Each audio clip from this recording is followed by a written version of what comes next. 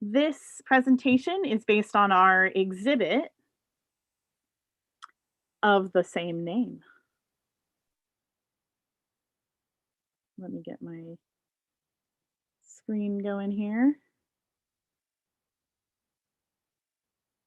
Fantastic. So Crossing Lines, Women of the American Railroad is an actual physical exhibit that is at the California State Railroad Museum. And we installed it right as the museum closed, just almost a year ago. So it is sitting inside of our museum, just waiting for visitors to come and see it when we reopen. So, Crossing Lines was designed by an all lady exhibits team. This is our exhibits team here. There's me in the middle, Debbie Hollingsworth, our copywriter, Amy Greer, our fabricator. She builds all of our exhibits. And Nicole Allison. This particular exhibit was actually designed off of her master's thesis research. So, the history of women in the railroad, the history of the railroad in general primarily belongs to men. You know, the history recounts the names and the faces of the men who planned the routes, like Theodore Judah, who built the tracks, who operated the trains. But we were wondering, what about the women? The women of the American Railroad, you know, they crossed lines, they blazed trails for future generations. They championed change and improvements, and not only for the railroad industry, but also for society as a whole. Enslaved African American women helped build the railroad in the South. Women explored the rugged landscapes to chart routes for travel, like Anna Judah with her husband Theodore. They cleaned railroad stations, they serviced food and restaurants, they worked as telegraph operators, they kept trains running safely and on time. And women also designed railroads, railroad stations, trains, came up with inventions to make railroad travel safer. And when the men during war times went off to fight the wars, women actually came into the railroad shops and built and maintained locomotives, the locomotives that move the nation. So, railroad women are champions of change. They challenged the system when it didn't honor individual rights, and they really did cross lines and cross barriers and borders. And some of the women we're presenting today, this is their stories. My advice to anyone facing a challenge in this industry is not to take no for an answer. No matter how you're challenged, persevere. That was the founder, Helen Bennett she was the founder of Railroad Net International, and she said that in 1995. And I really think that that's true for any industry that women are in. Persevere. So the first lady I'd like to introduce you to here is Miss Shirley Berman. She is fantastic. I've actually had an opportunity to meet her. She is the preeminent or uh, the historian on women in the railroad. So in 1978, she worked for California State Parks, actually, and she was responsible for photographing the construction of the California State Railroad Museum. And she's an award-winning photographer, and she's traveled the country taking photographs of the railroad. And she's written books and magazine articles, and she's created all kinds of traveling exhibits about women's role in the railroad industry. And she's actually working on a book right now. We hope that she'll release out to the world and publish really soon. So, how did she get into railroad photography? Well, she was photographing for state parks, and in 1984, she met her husband, Richard Steinheimer, who is also a railroad photographer.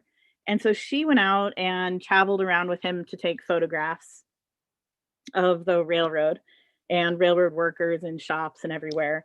And she realized, you know, where's all the history of all of the women, the railroad women? Where are all of the women? I know that there are women in the railroad. Like, what are they doing, and who's tracking and recording their history?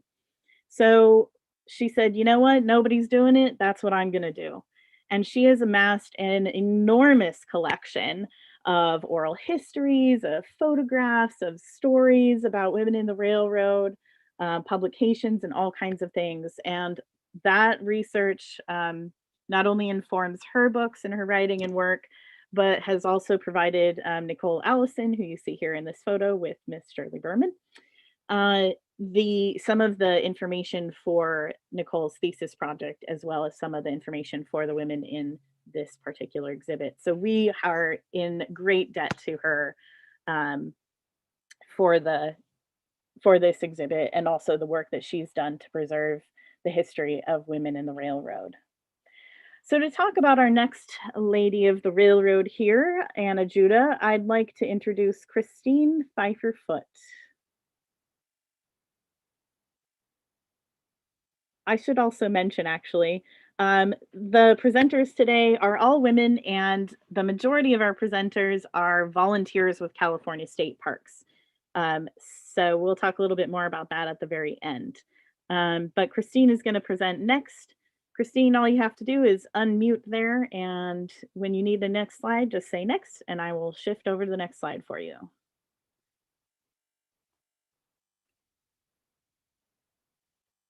We can't hear you still, Christine. There you go. Okay. Take it away, Christine. Okay, thanks so much for that introduction. A good one about women in the railroad. And it is my honor to present about Anna Faron Pierce. And who was she? She was married to Theodore Judah, who you could call the father of the Transcontinental Railroad. Some have said that Anna was a woman born way ahead of her time. Why? Well, because she didn't fulfill all society's expectations of a woman in the mid-19th century. A woman of social standing, born into a Massachusetts family, she did not engage in charity work or busy herself with only taking care of her spouse.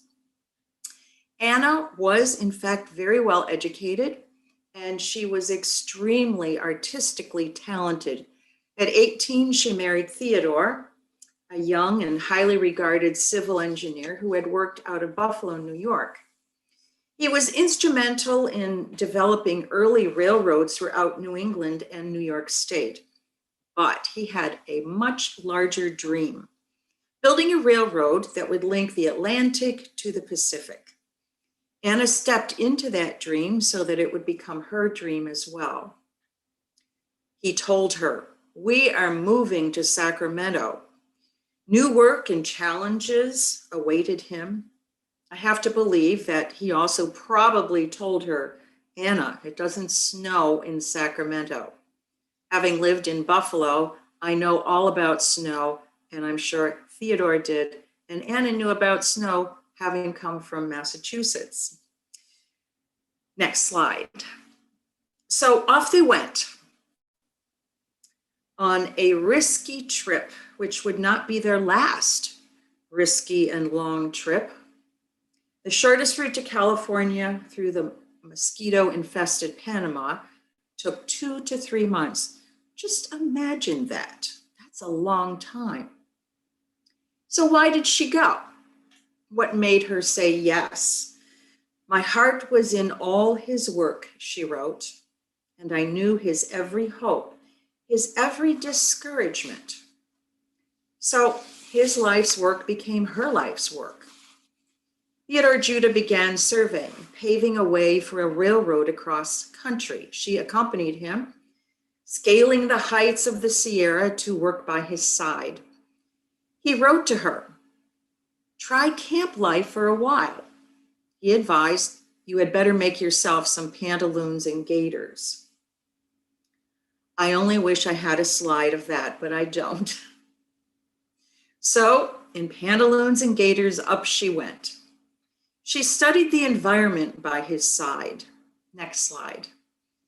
She brought her sketch pad on those Sierra trips, and in the early morning light, when the sun first peeked around the mountains, and in the deep canyon shadows in the evening, dipping her paintbrush in cold mountain stream water, she painted beautiful and breathtaking landscapes and documented what she saw, what she experienced.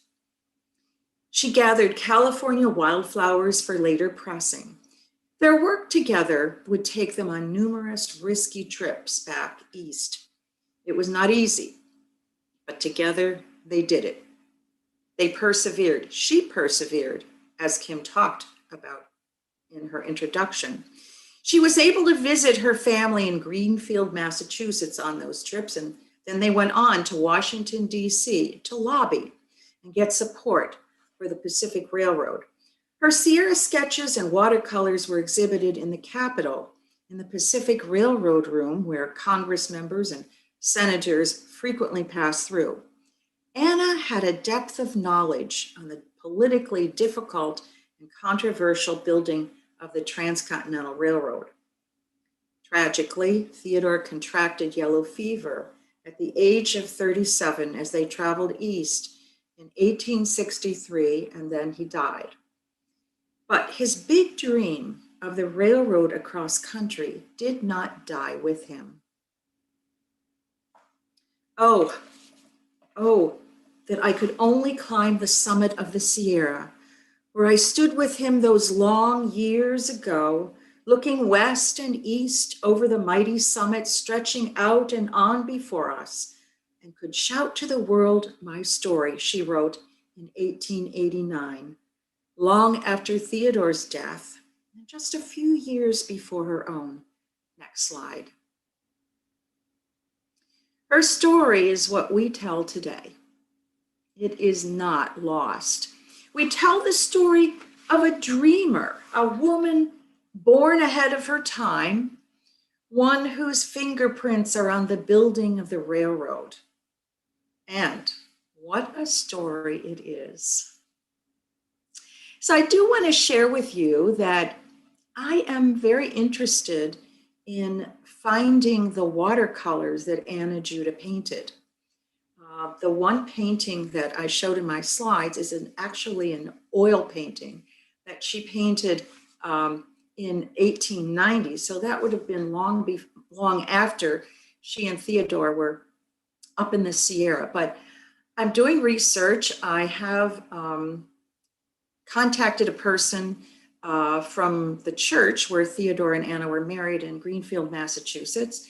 And the archivist there is doing some research, finding any information he can for me. He recently went through the deep snow to go and visit their graves in the cemetery there. So I'm hoping very soon I'm going to be successful and be able to share with the museum, with the Railroad Museum, some of her watercolors or where they can be located. So thanks again.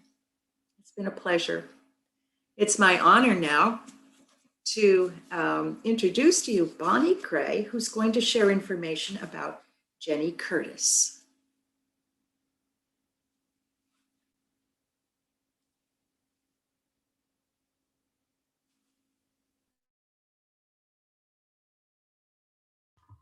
Hey, Bonnie, we can't hear you yet. Can you unmute yourself? There we go. Sorry. Jenny Curtis, a young woman still in her teens, proves she can make a difference by using her voice in the battle for workers everywhere. Through Jenny, women challenged their proper roles in society by striking and speaking up against the Pullman Company. Next. Jenny Curtis, next. Yeah, there we go.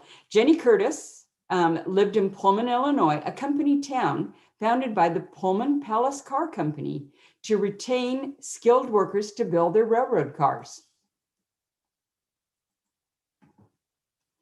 Pullman maintained the town and deducted rents directly from employees' wages. Jenny's father worked for Pullman, and Jenny went to work for Pullman as a seamstress at the age of 14. Next. Jenny was able to earn $2.25 a day. However, the Panic of 1893 caused Pullman to slash wages by 25%. The change reduced Jenny's earnings to 70 cents per day. This was catastrophic for Jenny, as rents were not reduced, and Pullman was holding Jenny responsible for her father's back rent of $60 owed when he died. Fortunately, labor leader Eugene Debs formed the American Railroad Union, ARU, in 1893 to help all railroad employees achieve better treatment by uniting skilled and unskilled workers into a single organization. Debs' efforts resulted in a membership of 150,000 workers by 1894. Jenny joined the ARU and became a division leader. In May 1894, Jenny, who was only 19, was a member of an ARU committee comprised of 45 men and 5 women, sent to negotiate with the Pullman Company over grievances. Pullman refused to negotiate and laid off 3 of the committee members after the meeting. Next. On May 12th, ARU members decided to strike Pullman. When Jenny's group of 400 walked out, they were cheered by their colleagues. Within a month, Jenny was president of the Girls Union, ARU Local 269. Jenny was also part of a group representing the Pullman employees attending the June ARU convention in Chicago.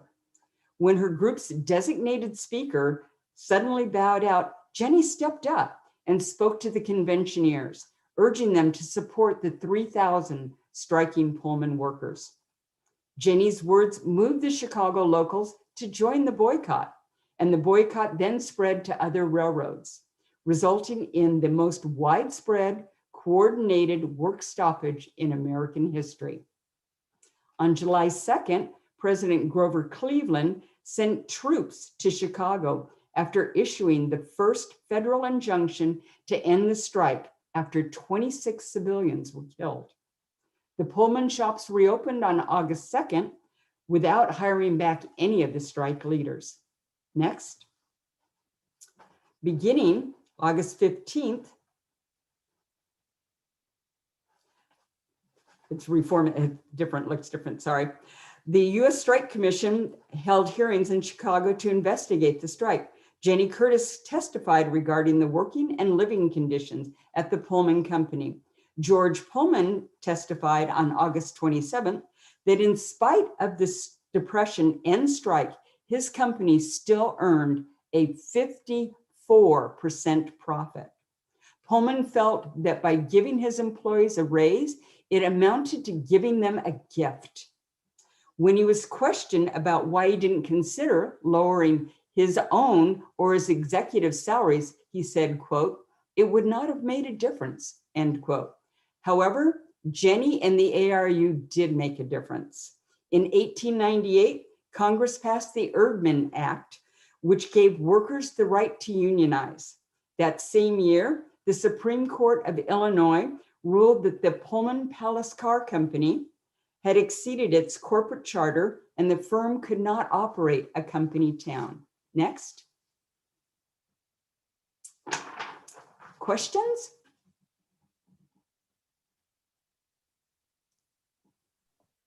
So Bonnie, we actually don't have the Q&A is not an option, so they're not able to ask questions. Okay. All right. I would now like to introduce Olga Rosander, who's going to present the wonderful works of Olive Dennis.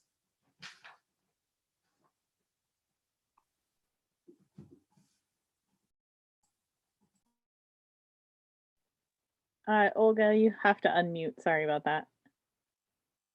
I thought I got it. Hi, my name's Olga and I'm a volunteer at the Railroad Museum. Thank you, Bonnie.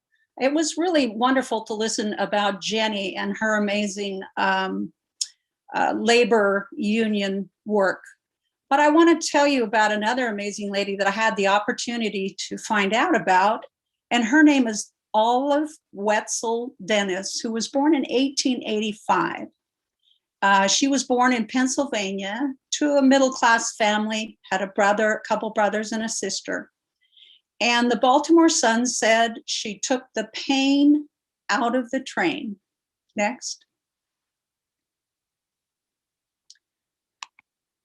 Their family believed in education, and so after graduating from high school at Western High, She went on to what was common in the early 1900s, a female college called Groucher, and graduated with a degree in mathematics. But of course, that wasn't good enough for Olive, so on she went for more education. Next. Off to Columbia University, where she graduated with not one, but 2 degrees in mathematics and astronomy. I kind of think that's interesting that there's such polar opposites in my view, mathematics and astronomy. So she was probably very widely educated. At that time, after graduation, she reached out to find work, of course. And in that time period, there were very few options for women. And so she became a teacher, which was a very common option. And for 10 years, she taught in Washington, D.C. Next. When she was young, she loved to watch her father build and fix things in the home and out in his work shed. She wanted to do it too and would borrow his tools. Well, he got frustrated with this, and finally he ended up buying her own box of tools and encouraged her to get and build things. She even built little toy trolleys for her brothers that had the seat that could be reclined and moved each way that she wanted. Well, she just couldn't get building things out of her mind. And so on she went, of course, to what? More education. So education was the key for her. And in 1919, she went on to Cornell University. Next. She enrolled in the master's degree program in the civil engineering in Cornell University and graduated that spring in 1920, knocking out not 2 years of curriculum in half the allotted time and becoming only the second woman to ever receive that degree in civil engineering. That's just amazing, the dedication that she had. Next. She's quoted as saying there's no reason a woman can't be an engineer simply because no other woman has been one. And so, as Kim said, there's a lot of perseverance that has to go with pushing that ceiling. Next. Now, President Daniel Willard was the president of the Baltimore and Ohio Railroad. And she was, again, tenacious and went up and talked to the president about getting a job. And so he looked and saw that she was well overqualified and ended up thinking, well, I'll go ahead and hire her as a draftsman to build bridges. And I'm sure I can get her at a good rate. So that's what he did. Next. Early in the 20th century, it wasn't very comfortable and was quite dirty to ride on the trains. And so President Willard was trying to get ridership up. And he had an idea that to get more ridership, he said, if women wanted to ride trains, men will follow.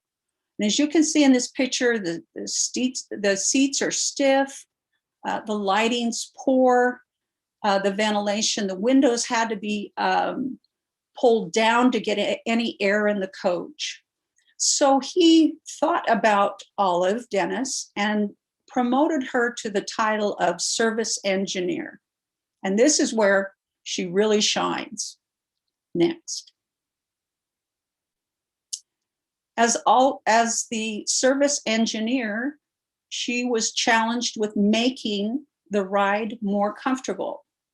And so in 1927, she patented the Dennis ventilator. Before, you used to have to pull the windows down and all that smoke and cinder would come through the coach windows. And this invention of hers allowed the windows to stay up and the rider to operate and open and close the vent as needed. And it also led eventually to air-conditioned cars. Next. Some of the things that she worked on were more comfortable seats, footrests to make it more comfortable for shorter passengers, armrests, and lights that you could dim. Next. She even designed the B&O's colonial chinaware. Busy lady. Next. She designed reclining seats, seat head covers that would be taken off and on, and so that the seat was always clean. And she even rode thousands of miles and tested out on her own different kinds of mattresses that were used in the sleeping cars. Next. Another thing she was a part of was stewardesses and or nurses that were on duty for families with small children or sick passengers or unaccompanied minors. And so this was a big selling point, especially to women. And so, as remember, the president said, if you can get women to ride the train, then more men will ride the train. So she was constantly thinking of ridership and the comfort of what they had. Next. Notice the design. She tried to make her designs not only comfortable, but very inclusive. In this design, you can see conversational areas in the club cars. Next. She rode hundreds of thousands of miles and asked riders what they wanted. She surveyed mothers and small children, and they came back with bottle warmers and larger changing areas and things as simple as paper towels and hand soap. Next. The design was beautiful and comfortable. She even designed and worked with the other engineers on the undercarriage to make the ride smoother. Next. Not only was she looking out for the women on the train, but the men started to complain that their dinners were too big, too long, and made them sleepy and they couldn't get any work done. Her solution, a la carte meals in the club car. Next. She even designed stain-resistant upholstery. I should thank her for that, for as many pets as we have. Next. But her piece de resistance was bringing all of her engineering skills and designs into the Cincinnatian, which went from Washington, D.C. to Cincinnati. She designed this train. It's a beautiful representation of her skills and her abilities. And she used all of these designs in this particular train. She was known, and that was in 1947. You can see above how there's smoke and the soot that we talked about, and how her patent on the vent was very helpful in keeping that soot out of the cars. Next. This is a artist rendition, and it was dedicated in 1947. Next. After she retired in 1951, articles were written about her, and I wanted to share a small story that I thought was interesting. Once the woman railroader had difficulty, the B&O needed to get her a pass so that she could ride another railroad. The pass was approved, but it came back to her made out to Oliver Dennis, not Olive. And when it was returned with a notation that it should be made to Miss Olive Dennis, the pass was changed. Of course, this time it read, Miss Olive Dennis, daughter of engineer Oliver Dennis. It's a man's world, and women had to persevere and really work to change things. And Olive had to work mostly with men, and in all of her dealings with the railroad. So you can see that she really had to take her skills, push her ideas, and be heard. Next. She was the first woman to become a member of the American Railroad Engineering Association. Next. And now I'd like to, thank you very much. And now I'd like to introduce the next volunteer, Helen Horne, and she'll be talking to us about Rosina Tucker. Thank you very much. My name is Helen Ornelas Lanham, and I'm a docent of Class 70 of the California State Railroad Museum. And I'm here today to share a little bit about Rosina Tucker. Next. If I dare to say so, Rosina Tucker stated, "It was the women who made the Union in those early days. The men were afraid, though for good reason." The union to which Rosina referred was the Brotherhood of Sleeping Car Porters, and she knew all about the women who helped to build the union. Next. Rosina married Pullman porter Berthea Tucker in 1918. It was her second marriage and his first.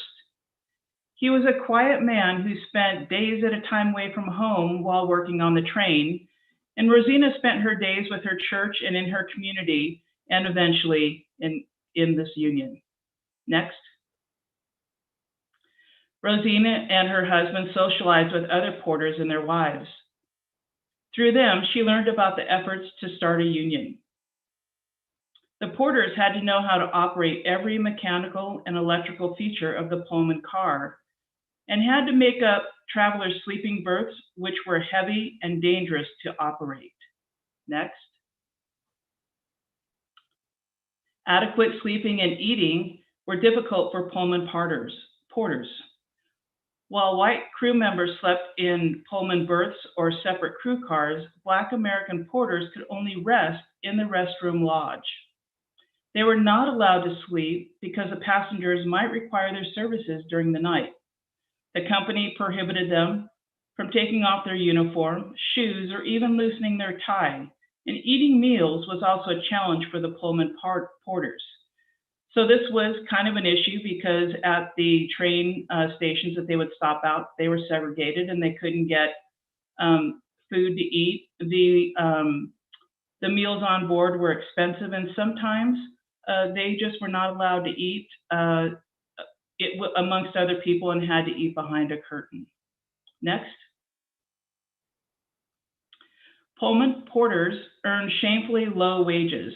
The Pullman Company instituted race-based wage discrimination by classifying all Black American employees as unskilled workers and paid them less than comparably skilled white laborers.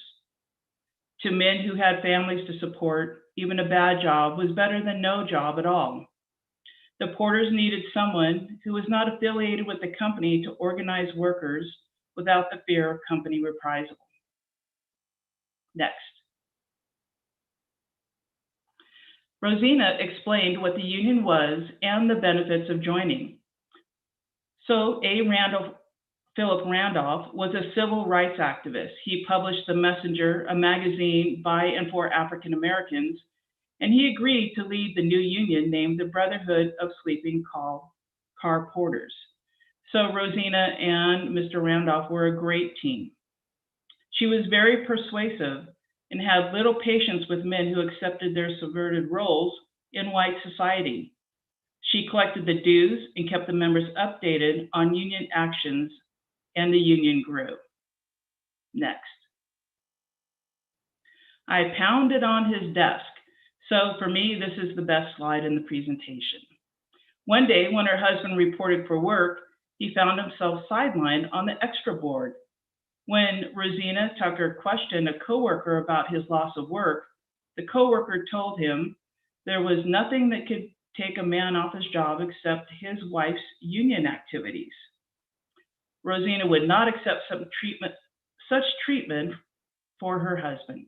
She went straight to the superintendent's office and complained, but he would not meet with her. Undeterred, Rosina visited the boss. I pounded on his desk, she explained years later. I want to tell you, she told him, that nobody has anything to do with what I do. You hired my husband. You did not hire me. And apparently her outbursts worked because her husband got his run soon after that. Next. Working conditions improved. In 1937, the company bargained with the Brotherhood and signed an agreement raising porters' minimum wages from $77.50 to $113 a month, and cut their hours nearly in half from $400 a month to $240. What a great achievement. After 13 years of the struggle, the International Ladies Auxiliary was organized in 1938. Rosina formed the Washington, D.C. chapter of the Ladies Auxiliary, which committed porters' wives to helping the fight for and understanding the porters' rights. Next. As you can see from this smiling face here, Rosina Tucker committed her life to her community, civil rights, and educational causes. She had a very long life and died at the age of 105. So now I'd like to introduce Mary Benton, who is going to be speaking about Leah Rosenfeld.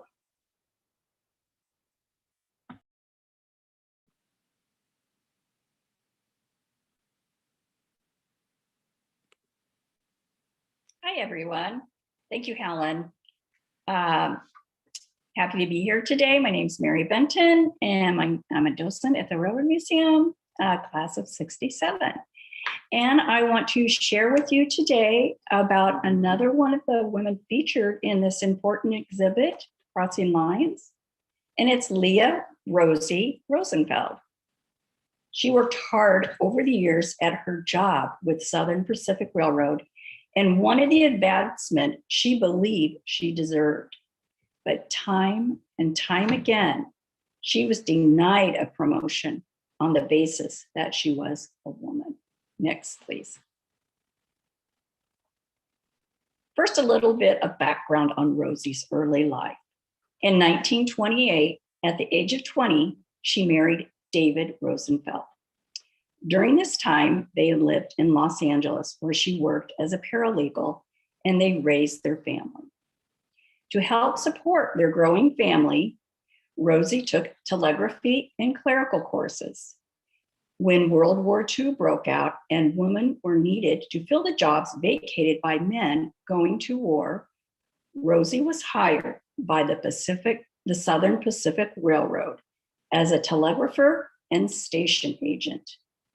When men returned from war, many women lost the jobs they had filled. Fortunately for Rosie, her job as the station operator was not subject to a pink slip or losing her job, so she was able to continue working. But state laws at the time mandated limits on what jobs women could do. This affected their promotions and lateral moves. When Rosie and her husband divorced in 1953, she took numerous jobs with Southern Pacific in the remote desert areas where the men didn't like to work. These locations were mostly isolated, one-person stations around the Salton Sea area from Mecca, California to Yuma, Arizona. And as you can see from this photo, she also cared for her children at these remote stations. Next, please. In 1955, Rosie applied for an opening in Saugus, California, as an agent telegrapher. But despite her 10 years of experience, Southern Pacific turned her down, citing California women's protective laws. These laws prohibited women from lifting over 25 pounds or working more than 8 hours in a day. This job required lifting 50 pounds and 10-hour days. Even though railroads operated under federal law, not state law, and made no distinction between male and female employees. For the next 11 years, Southern Pacific rejected Rosie's applications for promotions. Her union and its all-male leadership did little to support her fight. Next slide, please. In 1964, Congress passed the Civil Rights Act, as you can see here in the photo of President Lyndon Johnson signing it. Title VII of the Civil Rights Act barred race, religious, national origin, and gender discrimination by employers and labor unions, and created an Equal Employment Opportunity Commission with the power to file lawsuits on behalf of workers that were treated unfairly. Next slide. In 1966, the Southern Pacific hired a man with less seniority in a job for which Rosie had applied. Consequently, her lawyers filed a sex discrimination suit against Southern Pacific, the union, and the state of California.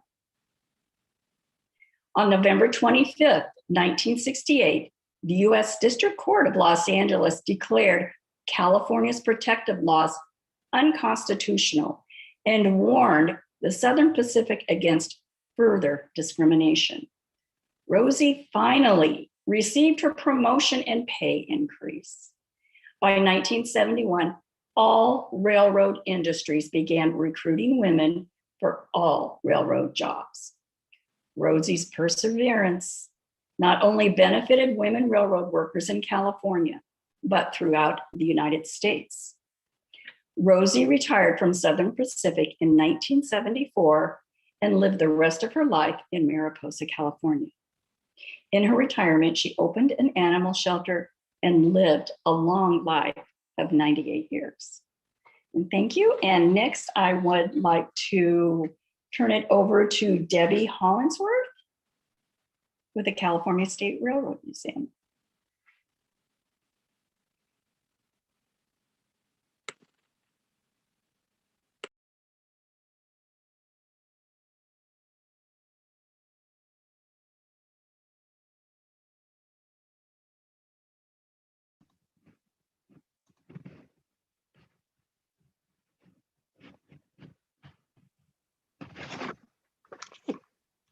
Hi, everyone. Thank you, Mary, for the introduction.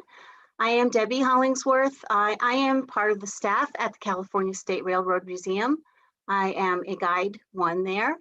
And as you saw at the beginning of the introduction that Kim made, I actually wrote the exhibit. So if you come to the museum and you see the exhibit, you'll see the panels. I wrote and did the research on the women based on the thesis that Nicole Allison did.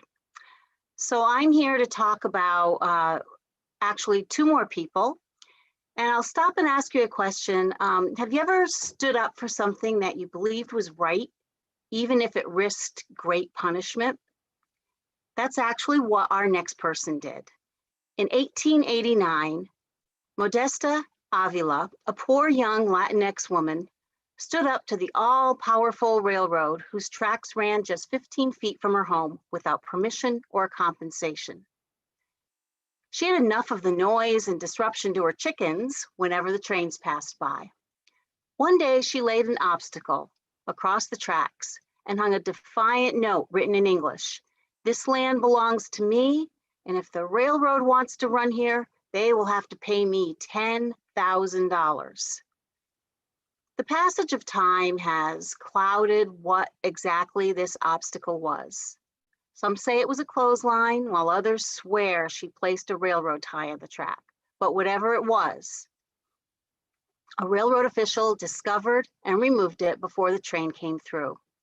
The train passed safely by, but Modesta was arrested for obstructing the track on that June day in 1889. She was tried twice for the crime. Her first trial ended in a hung 6-6 jury. At her second trial, an all-white, all-male jury convicted Modesta and sentenced her to 3 years in San Quentin. Modesta Avila was the first convicted felon in the newly formed county, Orange County, located in Southern California. Modesta's story has served as a metaphor for the social injustices inflicted on the Latinx people in the incoming by the incoming Americanos. Californios, or the original Spanish colonists and their descendants, had owned large tracts of land, or ranchos, when California was colonized by Spain and later Mexico. After the Mexican-American War ended in 1848, Mexico ceded California and the land in what today is in southwest United States to America. The Treaty of Guadalupe, Hidalgo, guaranteed the property rights for an unspecified amount of time to these Californios. But over the next few decades, these same Californios were forced to sell their land at giveaway prices because they could not pay the high taxes on the land. Financiers, railroads, and real estate developers bought the land. As the white population moved in, a majority of the Latinx population lost its land rights.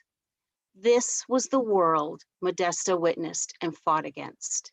She fought to retain her culture and her land. The ironic twist to her story is that she didn't even know the land, she didn't even own the land that she fought for, since her father had sold it without her knowledge.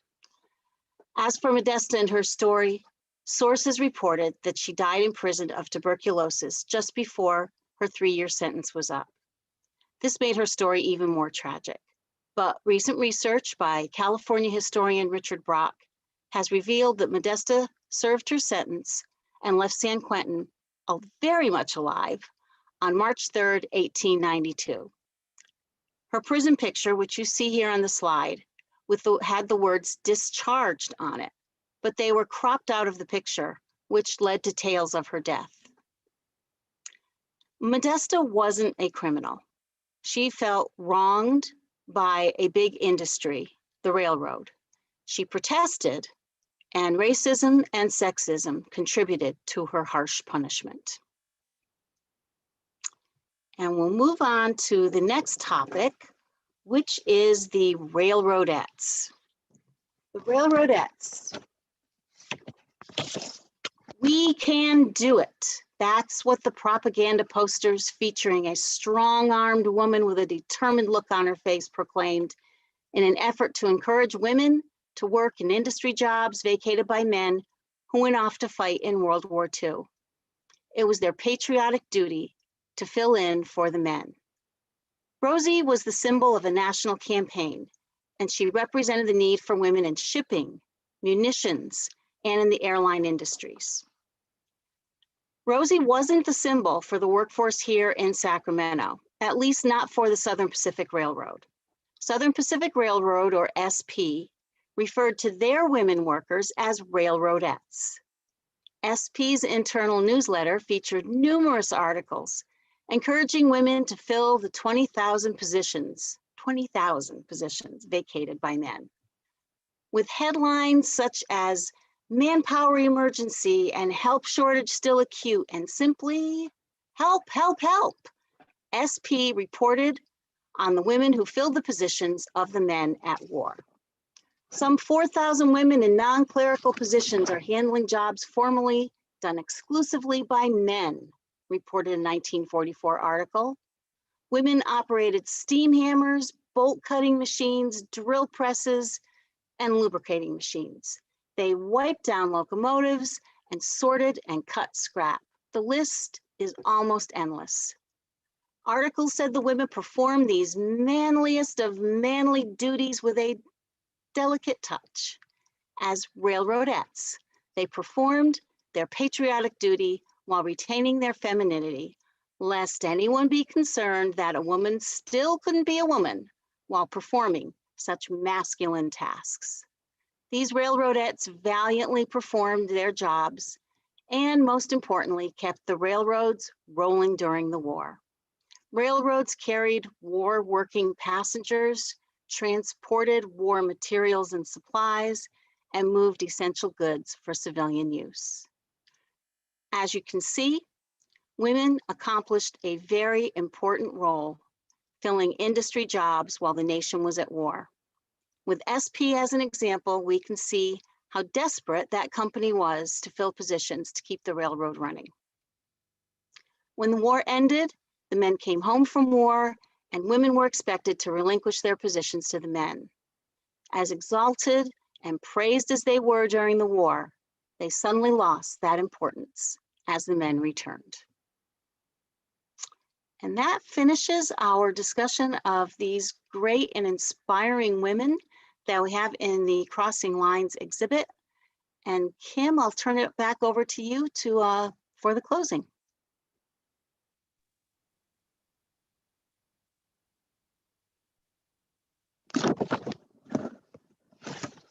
All right. Thank you, Debbie. Thank you, ladies, for presenting today.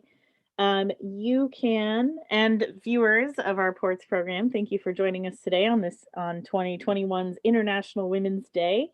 If you'd like to check out the digital version of the exhibit, you can visit californiarailroad.museum/education/digital-exhibits. It is under the education tab on our dynamic website.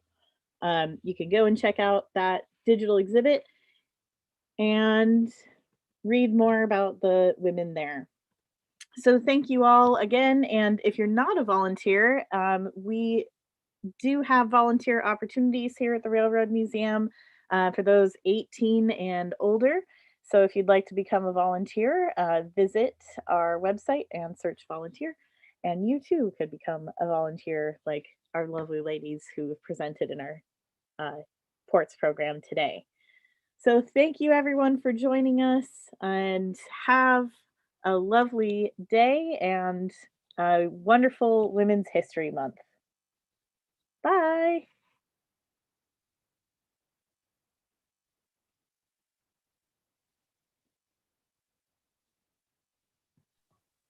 Maybe all of us panelists could turn on our videos and wave goodbye as people file out here. Bye, everybody. Thanks for joining us today.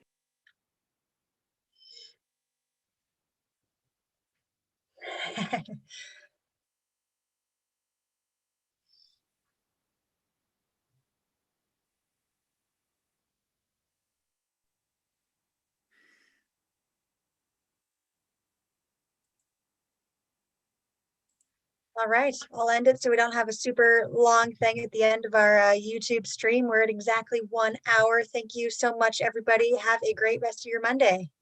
Thank you. Thanks. Great job. Bye.